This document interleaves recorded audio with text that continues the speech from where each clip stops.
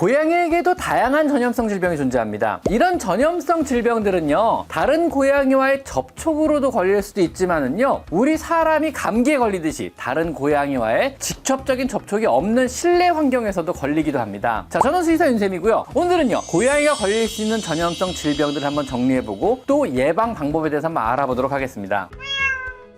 먼저 첫 번째는 고양이 바이러스성 비기관지염. 이름이 좀 어렵죠? 일명 허피스 바이러스 감염증입니다. 가장 흔한 질병 중에 하나인데요. 고양이 호흡기 질병 중 가장 흔하며 또 가장 악성으로요, 고양이의 타액으로 전염되는 허피스 바이러스가 원인입니다. 바이러스성 비기관지염은요, 성묘에게는 사실 그리 위험하진 않으나 어린 아기 고양이들에게는 굉장히 치명적일 수도 있습니다. 또한 새끼 고양이 때 한 번이라도 감염이 되면요, 성묘로 성장 후에도 한동안은 체내에 잠복하고 있다가 다른 고양이를 감염시키기도 하고요, 또 다른 질병으로 건강 상태가 안 좋아지면요, 몸에 갖고 있다가 계속 재발하는 이런 성격을 보이는 바이러스성 전염병입니다. 일명 고양이 종합 백신이라고 불리는 백신으로 예방은 가능하나 이 역시 완벽한 예방책은 사실은 되지 못합니다. 그냥 걸렸을 때 조금 더 병에 대해 저항성을 가져서 심하게 악화되는 것을 막아주는 요 정도라고 생각하시면 됩니다. FVRCP-CH라고 불리는 4종 백신으로 예방이나 증상의 완화가 가능합니다. 다음 두 번째로요, 고양이 칼리시 바이러스 많이 들어보셨죠? 고양이의 타액과 호흡기 분비물을 통해서 전염을 일으킵니다. 사람의 독감과 유사한 증상을 보이며 역시 어린 고양이에는 치명적일 수 있습니다. 한번 칼리시 바이러스에 감염이 되면은요, 치료 후 증상이 완전히 사라져도 몇 년 동안은요, 보균 상태로 다른 고양이에 감염을 일으킬 수 있는 그러한 바이러스성 전염병입니다. 역시요, FVRCP라고 불리는 고양이 3종 백신이나 FVRCP-CH라고 불리는 4종 백신으로 예방이나 혹은 증상의 완화가 가능합니다. 즉 접종을 통해서 예방이 가능한 질병에 들어갑니다. 그리고 세 번째는 고양이 홍역, 고양이 범백혈구 감소증, 줄여서 범백이라고 불리기도 합니다. 강아지나 사람의 홍역과는 그 증상이 완전히 다른 질병입니다. 그냥 범백으로 알려진 질병이죠. 고양이 장내 파보바이러스가 감염된 장벽을 뚫고 고양이 몸에 진입하여 전신 장기와 골수에 심각한 감염을 일으키게 됩니다. 증상은요, 설사, 구토, 발열이나 경련, 심각한 탈수, 백혈구 세포의 파괴 등 다양한 증상을 일으키다가요, 결국은 고양이를 죽음에 이르게 하기도 하는 굉장히 무서운 전염병에 들어갑니다. 특히 이 병의 특징이 뭐냐면요, 전염력이 무지무지하게 높아서요, 사실상 직접 접촉한 모든 고양이를 감염시켜버려서 격리 입원 시설이 없다면은요, 거의 대부분의 병원에서, 저희 병원을 포함해서 입원조차 불가능한 질병입니다. 어린 고양이의 치사율이 무려 75% 정도에 이르는 무서운 질병이며 백신으로 고양이 3종 혹은 고양이 4종 백신으로 예방이 가능한 질병에 들어갑니다. 그리고 네 번째는 클라미디아. 역시 흔한 호흡기 질환으로 심한 결막염을 동반하는 특징이 있습니다. 눈이 정말 퉁퉁 부어버려요. 눈이 부을 정도로요. 가벼운 콧물이나 기침을 하면서 결막이 굉장히 심하게 부어있다거나 혹은 눈을 못 뜰 정도로 결막의 증상을 보인다면은요, 클라미디아 감염증을 의심해 보셔야 합니다. 사람의 성병의 일종인 클라미디아 감염증과는 완전히 별개의 질환으로요, 사람에게 옮기거나 사람에게 어떤 증상을 유발하진 않습니다. 그러니까 걱정은 안 하셔도 됩니다. 아기 고양이들이 엄마 고양이에게 수직감 형태로 전염이 되거나 혹은 접촉을 통해서 고양이 간의 감염이 일어납니다. 약 4주 정도 안약과 항생제 처치를 해야만 좋아집니다. FRCP-CH라고 불리는 고양이 4종 백신으로 예방이 가능합니다. 이 마지막 CH가 클라미디아를 말하거든요. 다음 다섯 번째는 보데텔라 감염증. 강아지에서는 캔넬코프라고 불리는 질병입니다. 가벼운 호흡기 증상을 주증으로 하며 주로 고양이들이 밀집되어 있는 고양이 보호소나 혹은 고양이 분양숍 혹은 고양이 캔넬 등에서 다발하기 때문에 고양이에서도 캔넬코프라고 불리는 이러한 질병입니다. 캔넬코프의 의미가 뭐냐면요, 고양이를 맡기는 캔넬에 기침을 유발하는 병이라 그래서 붙여진 이름입니다. 일반적인 가정 환경에서는 걸릴 일이 사실상 거의 없고요, 백신 역시 있기는 하지만은요, 비필수 백신으로 맞출 일이 별로 없는 이러한 백신입니다. 저도 갖고 있지 않은 백신이거든요. 사실 고양이용 캔넬코프 백신을 가지고 있는 병원도 거의 없습니다. 혹 고양이가 밀집 사육되는 보호소 같은 환경이라면은요, 필수로 맞추실 것을 권장드리며 일반적인 가정에서는요, 굳이 접종할 필요는 없습니다. 그리고 여섯 번째는 고양이 에이즈. 고양이 면역결핍 바이러스 감염증으로요, 우리 인간의 에이즈와 그 양상은 비슷합니다. 우리 사람의 경우와 마찬가지로요, 면역 체계를 파괴시켜서 암, 여러 박테리아성 질병과 바이러스성 질환의 감염을 유발시키며 각종 다른 여러 가지 질병들에 취약하게 몸을 만들어버립니다. 고양이 면역결핍 바이러스 질환은요, 한 병 걸리면 사실 치료약은 없습니다. 수년간은 무증상으로 잘 지낼 수도 있으며 다른 질병에 걸리지 않도록 혹은 아프지 않도록 다른 고양이와 접촉을 하지 않도록 관리를 철저히 하는 것이 최선입니다. 사람에게는요, 어떠한 감염을 유발하지 않는 질병이기 때문에 우리는 걱정할 필요는 없으나 다른 고양이에게는요, 감염을 유발할 수도 있습니다. 혹시라도 질병의 발생 시 더욱더 철저히 빠르게 치료하지 않으면요, 자체 면역성이 없기 때문에 해당 질병을 빠르게 악화시키는 그러한 특징이 있습니다. 무려 전체 고양이의 1에서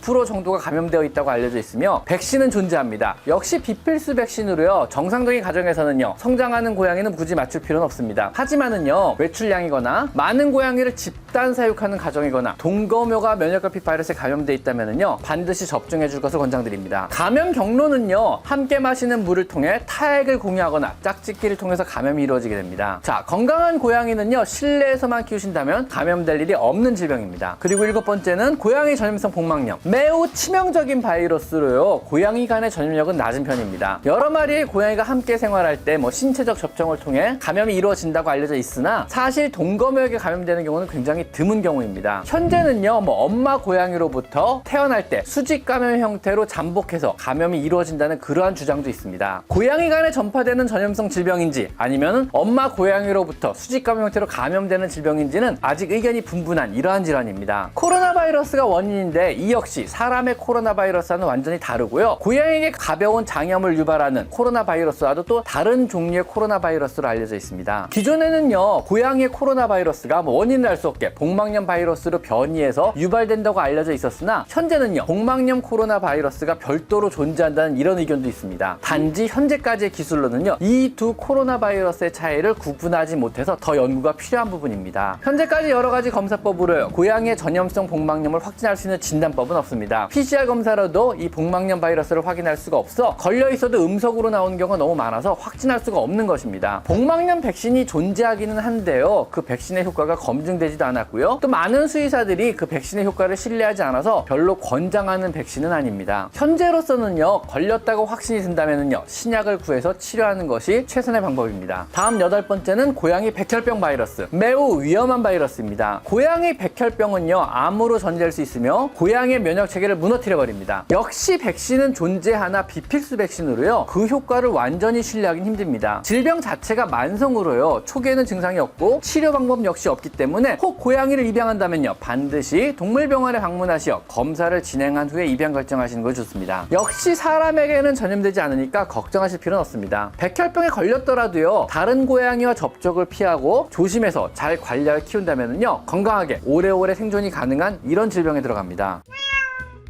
자, 어떠신가요? 고양이의 전염성 질병 중에 많은 경우가 예방접종을 통해서 어느 정도 예방이 가능하다는 거 오늘 꼭 기억했으면 좋겠습니다. 자, 지금까지 전우수의사 윤쌤이었고요. 오늘은 고양이에 걸릴 수 있는 여러 전염성 질병에 대해서만 알아봤습니다. 자, 오늘은 여기까지 마이펫 상담소였습니다. 감사합니다. 인사. 감사합니다.